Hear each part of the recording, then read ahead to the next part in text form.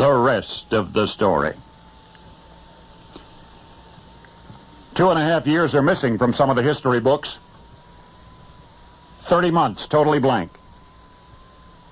Whether or not they were intentionally swept under the rug, I'm going to leave to you. But right now, I'm merely going to recount the last of those 1,000 or so days as substantiated by author-biographer Emmanuel Royatis. The year is 855 A.D. The street in Rome is the scene of a ceremonial procession en route to the Lateran Palace. The procession would never get there. In the procession atop a white stallion rode John, 37 years old, tall, distinguished, royally clothed. All eyes are on him. And then all at once John grimaces, clutches his stomach, slumps forward. Bystanders rush to assist the stricken man, attempt to lift him from his horse. In the process, John falls to the street. From the back of the crowd, it's impossible to see what's transpired.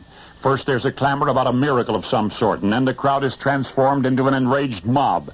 They tied John to the tail of his own horse, drag him through the streets of Rome and back to the spot where he fell. And there John will be stoned to death and buried in the middle of the avenue. This was John Anglicus, also known as John of England, also known as John the Eighth, Pope John the Eighth. But now the rest of the story.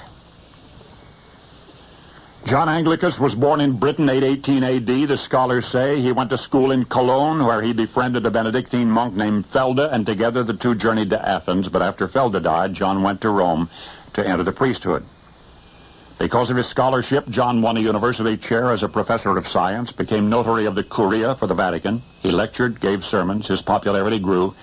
Now the year was 853. According to many historians, this was the year of Pope Leo's death, Pope Leo IV. And his successor was already in their midst.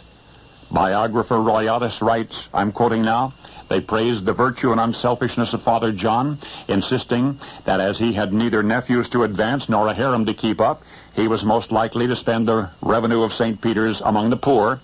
And Royatis goes on to say that the papal election lasted 4 hours, after which John Anglicus heard the cheers of his supporters. He had been elected Pope John VIII.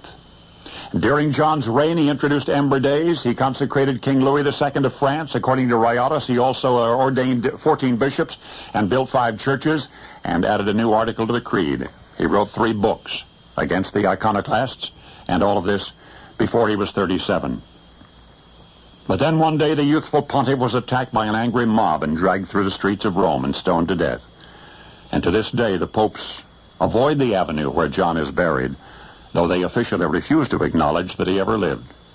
I say the official church position on the matter is that John of England as Pope never existed, but he shows up in 100 different historical accounts. And those sources say that John was the Pope, but that he was never really John. You see, the day of the ceremonial procession from St. Peter's to the Lateran Palace, the day Pope John VIII fell from his horse to the street, those who rushed to assist him uncovered the most incredible secret in church history. From the voluminous folds of the papal vestments, they produced an infant prematurely born.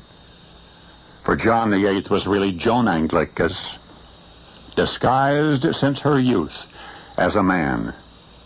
And in the end, she was tripped up not because she was a woman,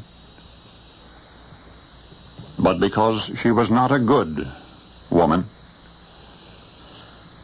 And now you know the rest of the story.